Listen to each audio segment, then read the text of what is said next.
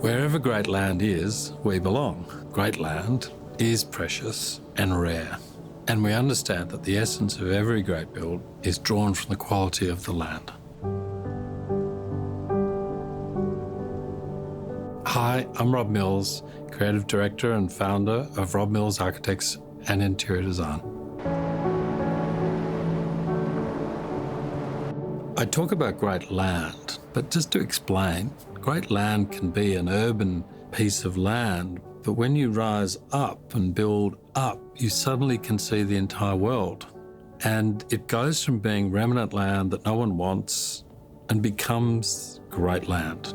It's the power of architecture. So when I talk about great land, it doesn't have to be a clifftop property overlooking Sydney Harbour. It can be a remnant land in a back street in a city, but you unlock what's great about it with the architecture.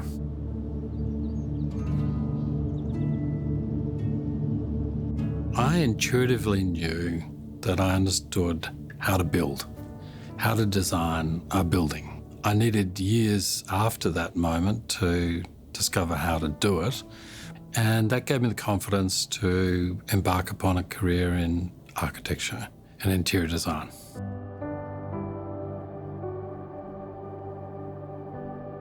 Part of our philosophy is to be daring. We really do give ourselves permission to explore the new. It's essential that we do that.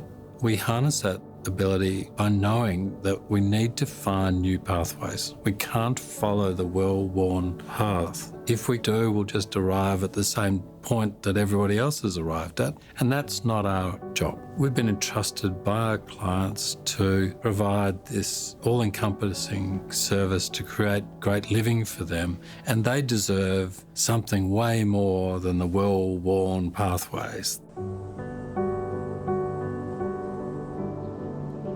In the beginning, it was a solo journey. Today, we're now in the point where we're privileged to work with the best team members in the world. You know, they're all experts in their field.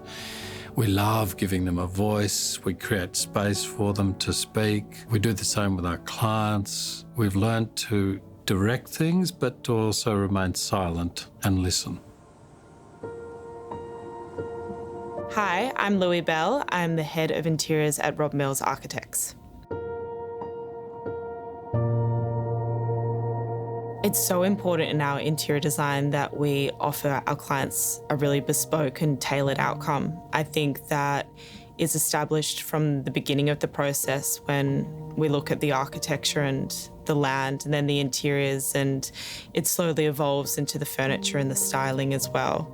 So it's a very tailored process. The suppliers and the craftsmen that we do work with, we all have a common interest of harnessing natural materials and exemplifying beautiful design. And I think that is why we go out into the world and we search for these unique craftsmen and suppliers.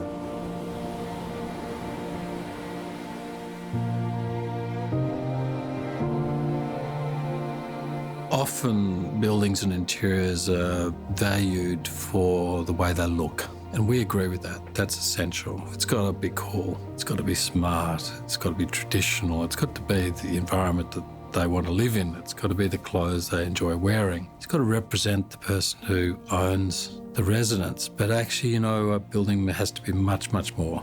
It needs to perform like a Formula One car. And we've learned how to do that. And what makes a truly special building, a quality building, a luxurious building, what is it? It's a building that is truly inspiring to live in. It's beautiful to look at, to touch and feel and live within. It's all of those things, but it's also got to have true performance. It's got to be durable, and it needs a degree of self-sufficiency. When I look out into the world and I see something that's crafted, I watch people admire it, respect it, and I see them care for it. When something is designed to be thrown away, none of those emotions are felt. That's the problem. Craftsmanship will stand the test of time. This is the key. If the design that materials adorns isn't good, isn't strong, it'll get chucked away with the bad design.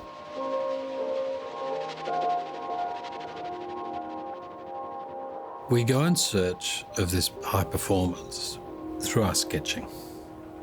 We use the traditional method of sketching the buildings freehand, and we avoid going into computer for as long as we can until we've solved all of the key ingredients and components that make this really high performance building, thus preserving as much energy as possible for the development of the idea and then the execution of the idea. So we do a first sketch, and then we sit with our client and we design together in freehand. And it's fast and it's fun and it's inclusive. And rather than being presented a fait accompli, they're presented with opportunity. There are no constraints because you can change the line on the page with the stroke of the pen. And so they voice their thoughts, and within a second or two, those thoughts and ideas are recorded in the sketch. So it's incredibly inclusive.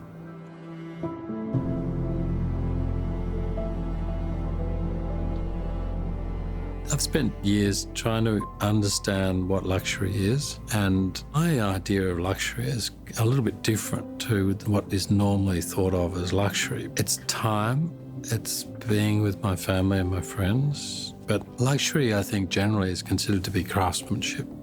It links all forms of luxury. So a Formula One car is the ultimate, I think, example. It's now risen above and become the best example of craftsmanship.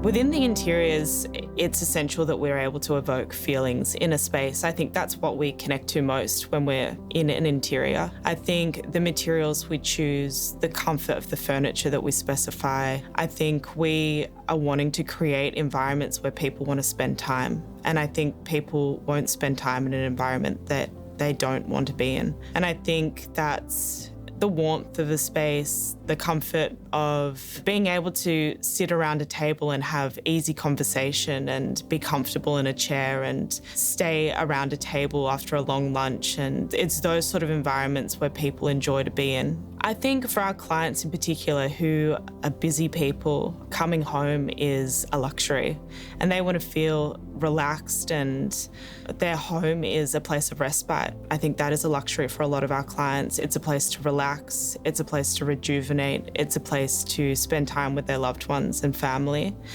I think luxury doesn't need to be loud. It's a feeling of contentment and peace.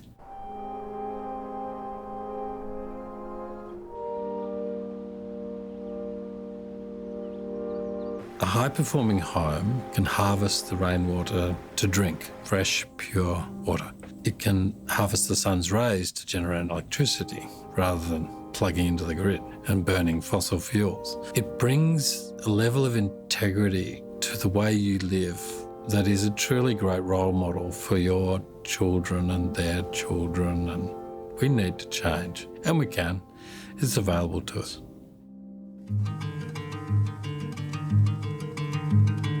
I've spoken today about forging new pathways, finding new ways through the wilderness. An example of this is that sustainable buildings are considered to be small miniature huts that are really quite uncomfortable to live in.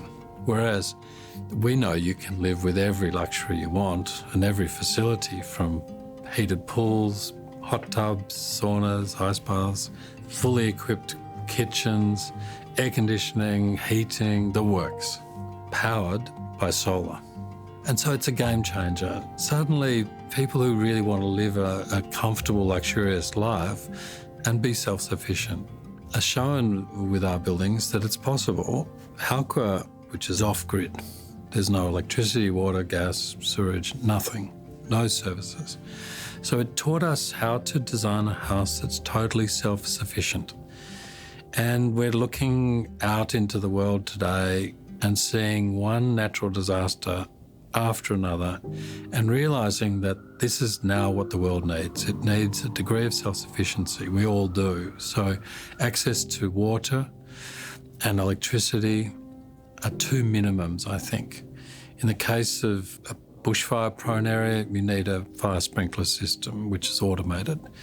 So if you've got those three ingredients, you've got a chance of survival in these environments, and this building, which you've put so much love and energy into, has a chance of surviving. And if everyone's building can survive en masse, then, that's a great outcome.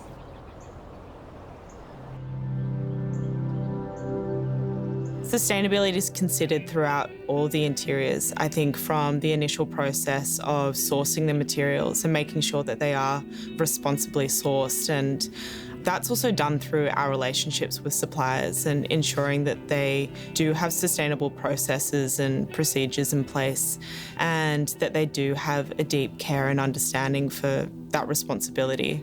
We also think it's really important that our clients are living with healthy materials and materials that will stand the test of time and offer that level of longevity.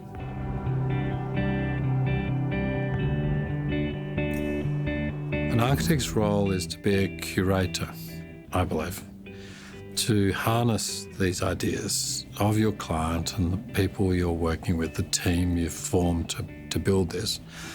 And we understand it's a privilege to build on that land, and we also understand we're just a custodian of that land for now, and that will change in the future. And if we built a building that is loved and durable, then it'll serve the next custodian. And that's what we do at RMA.